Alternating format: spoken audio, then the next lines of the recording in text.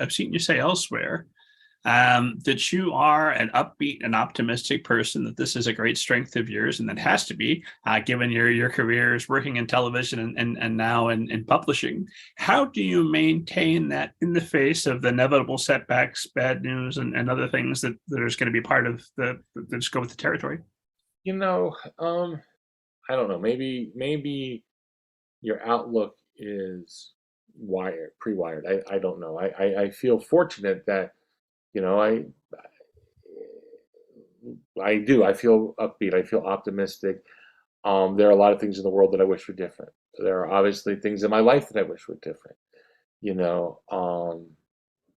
But I've had a pretty amazingly happy life, even with the tremendous sadness of losing my son, which 8 years later is still at my core impossible to accept sometimes. But, you know, I went on a blind date in college and met the love of my life and have spent 33 years with her, building a life together. Um, I grew up in a family that didn't have much money, but had a mom who was fun and adventurous, and we saw things and went places that, you know, it was great. I've got incredible friends in the writing community, friends in life, and it's you know I think positivity brings back positivity, but it's not a Pollyanna thing. It's not a you know an artificial thing. It's partly growing up. I never knew my father, and I could have gone two ways with that. I could have gone bitter about, you know, I should have a father. He should be part of my life. Even if my parents weren't together, he should be. But it's like I never met him. I never saw him. Not really 100% sure who he was. But I had a mom who was just there for me and loved me and encouraged me. And I thought, you know, I'm getting more positive out of my one parent than a lot of people I know are getting out of their two. So I should look at it that way. And I should look, you know, a philosophy of life, a strategy is always to look for the positive in the negative, and it's not. And that's because a lot of times that's where the strength is. In television production, it's like, no, the negative is that we don't have money for the budget. The positive is that means we get to be more creative because we don't. That means there's less expectation because we don't. So embrace the negative and make it a positive. And so I thought, well, I don't have a father, but I also don't have the negative baggage that I see some fathers giving their kids. So I can imagine, what did I want a father to be? And then when I have kids, that'll be the touchstone of what I aim for. No, I got, you know, and again, it's pretty easy to be positive when a lot of your life goes well. And you know, and I understand that, you know, a lot of people would love to write books, and I get to do that. You know, a lot of people would love to work in television, and I got to do that. And, you know, I have often worked in environments where the goal is to make people laugh. You know, when we have all the writers together at Mickey Mouse Club, it's like, all right, this isn't funny, make me laugh. And you're surrounded by really smart people that are funny, and they're making you laugh, and you want to be up for that challenge and do the same.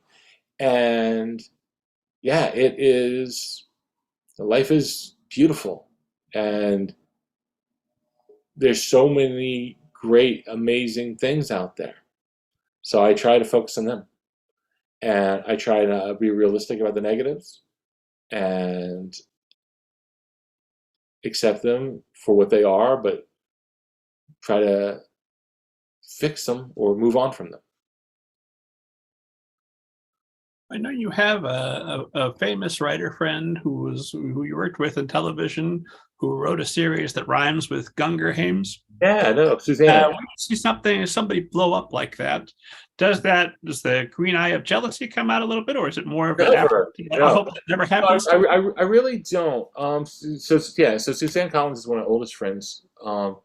She's like a sister in a lot of ways, especially for a period of my life when we worked together every day, almost every day, and she was a great guide.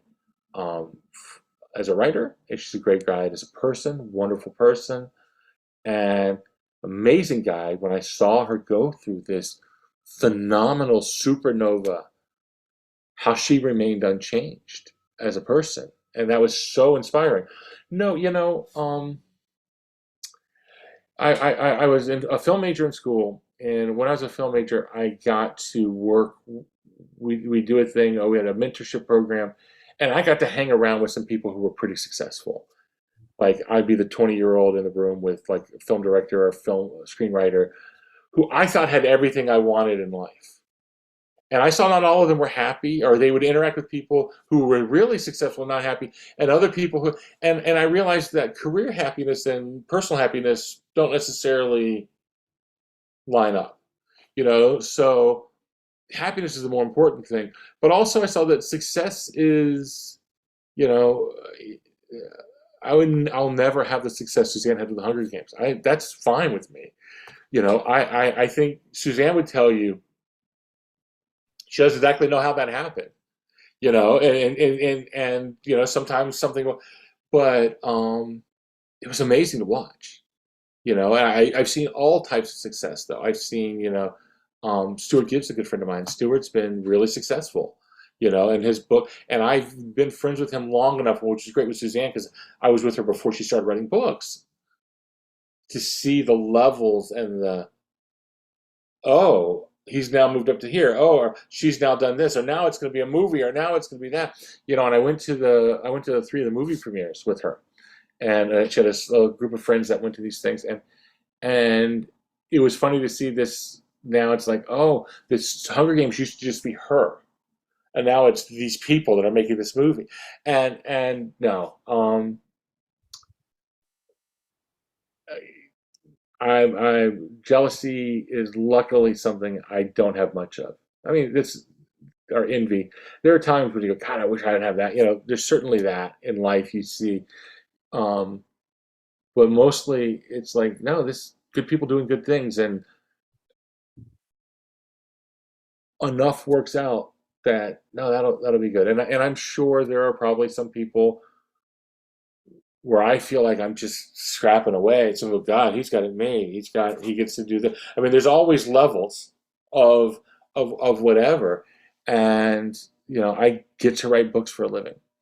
I get to write books for a living enough that I'm not worried about where I'm living or what I'm eating. I get to go on trips and do some nice things. Um, I get to connect with people who say things like, "We read your book in the hospital, and it means the world to us." And everything beyond that's gravy. Everything is just. I'm excited to see what it'll be, and I want to. I would love it if one of these books became a movie, but I'm not losing sleep over that. But if it happens, I'll try to hang on and enjoy that adventure. But I know ultimately who I am, and that's more than enough for me. Ms. Collins, if you're listening, come on the show, tell me your side of things, and I'll tell you about how the Ballad of Songbirds and Snakes is the best in the series. Just amazing. How do you maintain some perspective of keeping your personal happiness separate from your career happiness, which, by the way, your career is going phenomenally well. You're on the 200th episode of Middle Grade Ninja, for God's sake. And your sales are incredible for City Spies. So you're doing great. But how do you maintain that personal happiness and separate that from what's going on with your career? I don't separate it. I only really worry about it. And career, like I've always needed to write enough to make enough to feed the kids, right? So yeah, you have to focus on the job. But I have this theory in life. I try to drill this into my son and anyone who will listen, and it's called it's about nouns and verbs, and that the problem that we make, I think, especially when we're young and we start setting these goals for ourselves, but really at a lot of stages in our life, anything aspirational, a lot of times we think in terms of nouns. I would like to have this house, this car, this salary, this thing, a boat, whatever it could be.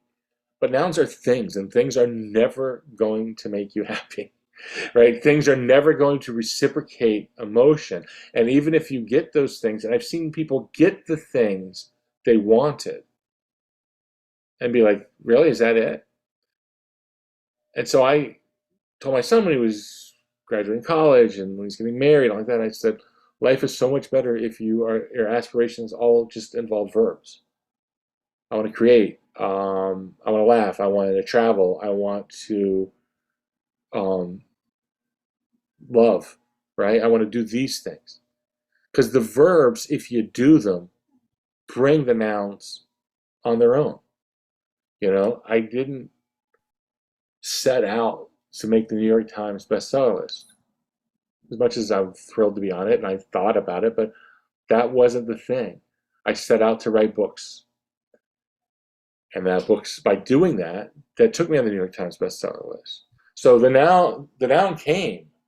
But if my whole goal was, I'm going to do what it takes to get on the New York Times bestseller list, and then you get there, it's like, okay, so now, you know, my life didn't change the next day. It was just a neat thing. But the neat thing was, oh, you know what it is? It shows that this book thing that we have all been working on, because it's not me, it's my wife, it's my family, it's my editor, the publisher. We've all been working on these books. I get my name on the cover. I get the credit. We've all been working on it. And now the New York Times list, you know what? That's a chance for us to say, way to go, keep doing what we're doing. But the focus has always got to be on the verbs. You know, my verbs are hang with my wife, be creative, laugh with my friends, go great places. Maybe watch the Red Sox, you know? And all of this last year, that was not a good verb. Focus on the verbs, and that is where happiness is. And often that is where success is. I don't know if any of that makes sense. Because my son would always look at me like, oh yeah, God, the nouns and verbs thing again. But to me, it makes sense. Well, you know, I want to say yes, but I have the PSVR2 pre-ordered, and February 22nd, we'll see. Maybe that's the noun that will